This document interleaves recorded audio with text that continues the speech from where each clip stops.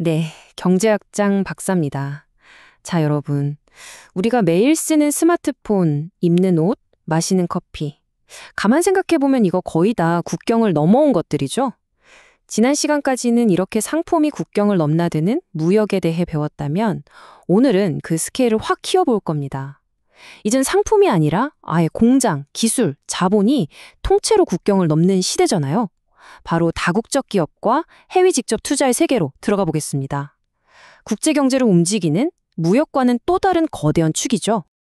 아, 교수님, 근데 진짜 궁금한 게 하나 있는데요. 애플은 당연히 미국 회사인데 왜 굳이 중국에서 아이폰을 만드는 거고요? 또 삼성은 우리나라 기업인데 왜 베트남에 그렇게 어마어마한 공장을 짓는 거예요?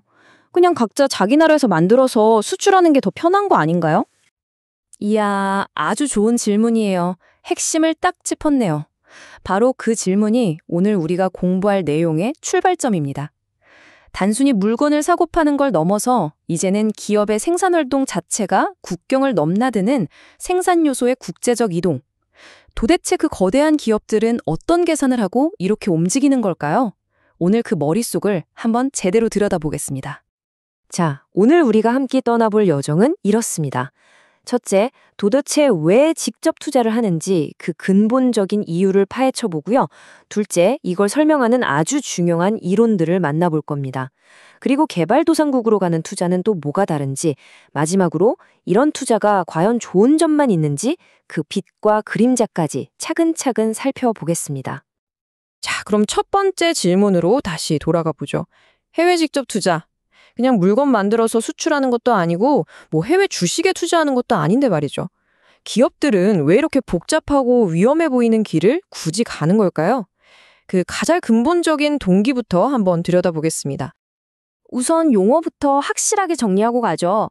해외 직접 투자, 영어로는 FDI라고 하는데요. 이게 단순히 외국 주식이나 채권에 돈만 넣는 포트폴리오 투자랑은 완전히 다른 개념입니다. 여기 정의처럼 기업이 가진 기술, 경영 노하우, 자본 같은 이 생산 요소 꾸러미가 통째로 해외로 이사를 가서 거기서 직접 경영권을 꽉 쥐고 생산도 하고 판매도 하는 걸 말해요. 이건 그냥 돈의 이동이 아니라 기업의 경영 활동 자체가 글로벌화되는 현상인 거죠. 자, 이제부터가 정말 흥미로운 부분입니다. 아니, 왜 기업들은 이렇게 복잡하고 리스크도 큰 직접 투자를 선택하는 걸까요? 그 비밀을 풀기 위해서 정말 많은 경제학자들이 머리를 싸맸습니다. 과연 그들이 찾아낸 해답은 무엇이었을까요? 핵심 이론들을 하나씩 만나보시죠. 아니, 근데 교수님, 저는 그게 잘 이해가 안 가는데요. 그냥 현지 시장에 물건 팔고 싶으면 수출하면 되고, 아니면 현재 기업한테 기술 사용료, 즉 로열티를 받고 기술만 빌려주는 라이센싱 같은 더 쉬운 방법도 있잖아요. 왜 굳이 직접 가서 공장까지 지어야 하는 거죠? 네, 바로 그 지점 아주 날카로운 질문입니다. 사실 경제학자들도 바로 거기서부터 고민을 시작했어요. 자, 다들 김인중 교수님 교재 562페이지 한번 펴볼까요? 이 질문에 대한 첫 번째 답의 실마리는 스티븐 하이머가 제시한 아주 강력한 개념, 바로 독점적 우위에서 찾을 수 있습니다. 하이머는 이렇게 생각한 거예요. 한번 생각해 보세요. 외국에 나간다는 건 일단 언어도 다르고 문화나 법도 달라서 현지 기업보다 불리하잖아요. 이런 핸디캡을 외국 비용이라고 하는데 이걸 가뿐히 뛰어넘고도 남을 만큼 현지 기업은 절대 따라할 수 없는 독점적 우위? 그러니까 뭔가 특별한 나만의 무기를 가진 기업만이 해외 직접 투자에 성공할 수 있다는 겁니다. 그럼 그 특별한 무기라는 게 대체 뭘까요? 예를 들면 코카콜라처럼 그 누구도 흉내낼 수 없는 브랜드 파워? 이게 바로 제품 차별화죠.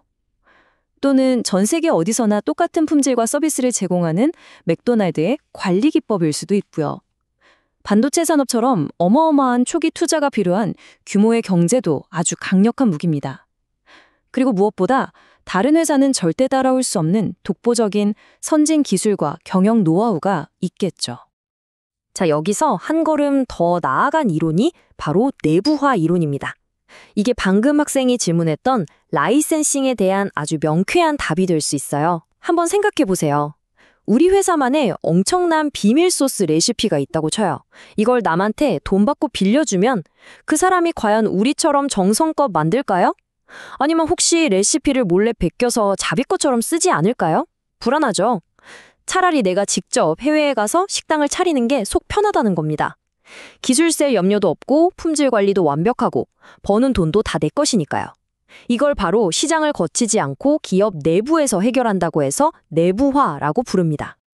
이 모든 논의를 아주 멋지게 하나로 합친 이론이 바로 더닝의 절충 이론입니다.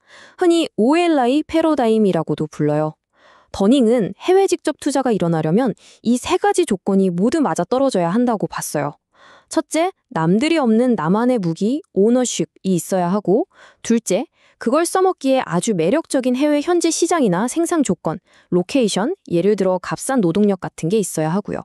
마지막으로 그 기술을 남한테 빌려주기보다 내가 직접 하는 게 더 이득이어야 한다. 인터널라이제이션이라는 겁니다. 이 세 박자가 딱 맞아떨어질 때 기업은 드디어 해외로 나아갈 결심을 한다는 거죠. 아주 설득력 있죠?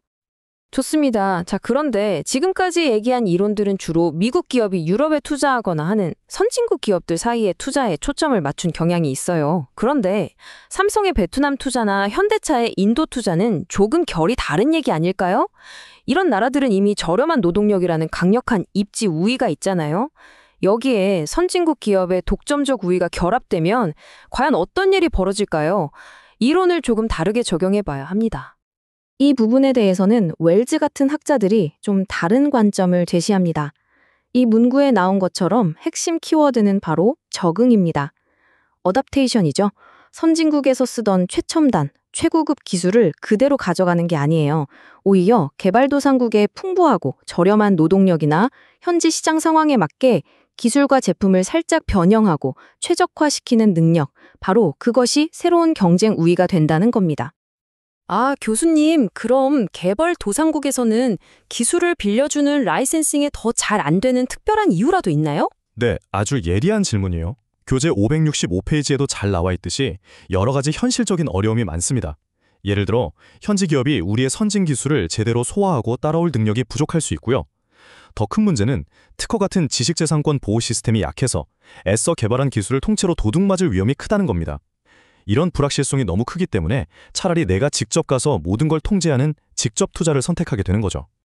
자, 지금까지 여러 이론들을 통해서 기업이 왜 해외로 나가는지 그 속사정을 한번 들여다봤습니다. 그럼 이제부터는 이런 해외 직접 투자가 현실 세계에서 과연 어떤 결과를 낳는지 그 빛과 그림자, 말하자면 두 얼굴에 대해서 이야기해 보겠습니다. 먼저 투자를 받는 나라, 즉 투자 유치국 입장에서의 장단점입니다. 밝은 면부터 볼까요? 뭐니 해도 일단 공장이 들어서니 새로운 일자리가 생기겠죠. 그리고 선진국의 앞선 기술과 경영 노하우가 자연스럽게 이전되는 효과도 있습니다. 시장에 새로운 강자가 나타나니 경쟁도 치열해져서 소비자들은 더 좋은 물건을 더 싸게 살 수도 있고요. 하지만 어두운 면도 분명히 있습니다. 거대한 다국적 기업의 공세에 힘없는 토종 기업들이 무너질 수 있고 핵심 기술은 절대 안 알려주고 주변 기술만 전수하는 기술 종속이 일어날 수도 있죠. 기존의 국내 산업 생태계가 흔들리는 위험도 감수해야 합니다. 그럼 반대로 투자를 하는 나라, 즉 투자국의 입장은 어떨까요? 기업 입장에서는 해외에서 더 높은 수익을 얻고 새로운 시장을 개척할 수 있으니 좋죠.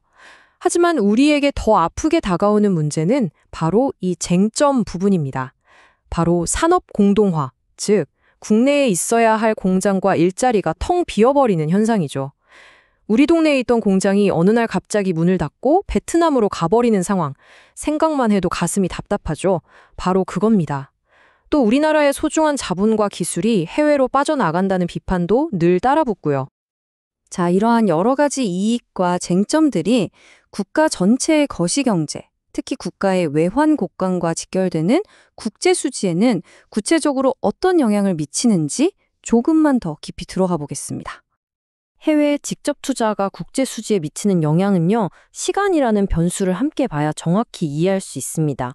처음 공장을 지으려고 거액의 달러를 해외로 보낼 때는 당연히 우리나라에서 달러가 빠져나가니까 단기적으로는 국제 수지에 마이너스가 됩니다. 하지만 이 투자가 성공해서 해외 공장이 돈을 벌기 시작하고 그 이익을 배당금이나 로열티 형태로 본국에 다시 보내오기 시작하면 어떻게 될까요? 장기적으로는 달러가 꾸준히 들어오게 되니까 국제 수지를 개선하는 긍정적인 효과를 가져올 수 있는 거죠. 자, 오늘 다국적 기업과 해외 직접 투자에 대해서 정말 많은 이야기를 나눴네요. 어떤가요, 여러분? 국제 경제학이라는 게 여전히 너무 복잡하고 어렵게만 느껴지시나요? 아마 처음에는 독점적 우위, 내부화, OLE 이런 생소한 이론들 때문에 조금 힘들 수 있습니다. 하지만 절대 포기하지 마세요. 오늘 우리가 배운 개념들은 그냥 책 속에만 있는 딱딱한 이론이 아닙니다. 이것들은 애플이 왜 중국으로 가고 삼성이 왜 베트남에 거대한 제국을 건설하는지 그 거대한 돈과 기술의 흐름을 꿰뚫어 볼 수 있게 해주는 아주 강력한 렌즈이자 열쇠예요. 세상을 분석하고 이해하는 힘, 바로 여기서부터 시작되는 겁니다. 앞으로 뉴스에서 어떤 기업이 해외에 대규모 공장을 짓는다는 기사를 보게 되면 그냥 흘려듣지 마세요. 오늘 배운 하이머의 독점적 우위, 던닝의 OLI 이론을 한번 떠올려 보는 겁니다. 아, 저 기업은 저런 독점적 우위가 있어서 현지 시장의 입지 우위를 보고 라이센싱보다 내부화를 통해 직접 진출하는구나. 이렇게 스스로 분석할 수 있게 될 거예요. 오늘 배운 이론들은 세상을 보는 여러분의 눈에 아주 멋진 렌즈를 하나 깨워준 것과 같습니다. 조금만 더 힘내서 같이 가봅시다. 정말 수고 많았습니다.